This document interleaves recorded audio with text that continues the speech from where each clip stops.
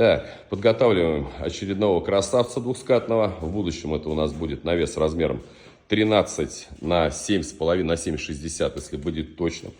Кровля у него профлист C20 коричневый 0,5 толщина.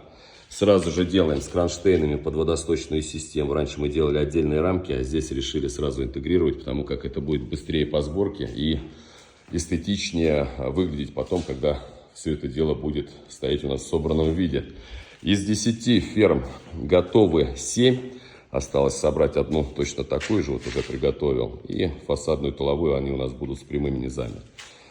Комплектик будет не маленький, комплектик будет симпатичный, красивый, мощный, самое главное. Поэтому, кому интересно, подписывайтесь на канал в готовом виде, когда он будет, обязательно вам покажу.